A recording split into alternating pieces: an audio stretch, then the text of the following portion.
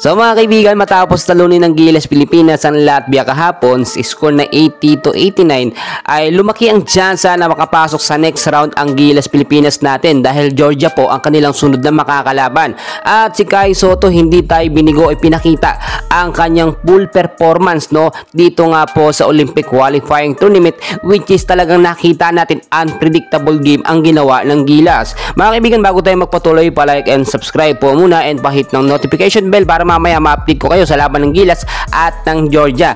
Mga kaibigan, unang panalo natin ito sa mga European team since 1960 pa. Kaya naman history ang nagawa ng Gilas Pilipinas kahapon kontra sa Latvia. So nakita naman natin napakaganda ng sistema ni Coach Tim Con.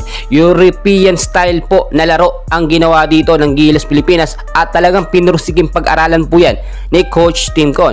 Nung first quarter nakita naman natin 8-0 nating po ang nangyari dito, which is doon pa lamang po nakahatak na or nakaabante na agad ang magandang performance, chemistry at momentum po ng Gilas Pilipinas na nagtuloy. Natambakan din kasi mga kaibigan ng Gilas Pilipinas itong Latvia sa first quarter, second quarter hanggang sa third quarter, at nakita nyo hindi po talaga sila makapaniwala na kahit home court po nila pinaglaruan ng Gilas Pilipinas, parang gamay na gamay ng Gilas yung laruan. Nakita nyo mga kaibigan yung naging sikreto dito, hindi po kinabahan ng Gilas Pilipinas natin, which is naging confident sila na kaya nilang manalo. Doon nakita natin nung fourth quarter unti-unti nakakahabol po etong Latvia. Nung time po na yun medyo kinakabahan na po ang Gilas Pilipinas natin dahil very intense and crucial na po yung fourth quarter mga kaibigan. 9 points nga lang ang naitambak natin, which is napakalaking bagay na po yun para sa Gilas Pilipinas. So nakita nyo naman yung performance si Kai Sotto, yung offense at depensa niya mga kaibigan.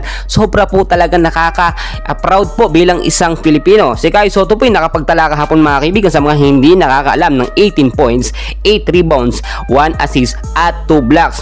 Eto namang si Justin Brownlee merong 26 points, 9 rebounds at 9 assists. Junmar Fajardo merong 11 points and 5 rebounds. Tulad ng ating sinasabi noon pa man, eto nga yung pagkakataon ni Kai Sotto para magpakitang Gilas. Yang Gilas player natin na posibleng makakagkaroon or ma-scout po ng mga NBA teams. Well, alam naman natin hindi pa tapos yan dahil may laban pa nga po ang Gilas Pilipinas sa Georgia.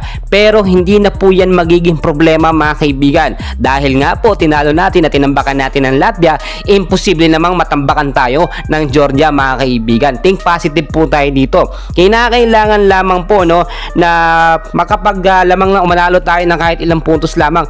Sure, papasok na tayo sa next round. Ang hindi lang pwede, kung sakaling matalo man tayo ng Georgia ay dapat hindi po ito lalagpas po ng 18 points. Kapag ka nangyari po yun, talagang laglag tayo sa next round mga kaibigan, pero napaka-imposibleng mangyari.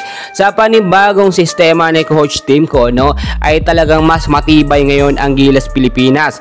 Yung first 5 na iniline up ni Coach Tim Con, yun po talaga yung masasabi natin na perfect po para sa Gilas Pilipinas. Napakalakas mga kaibigan.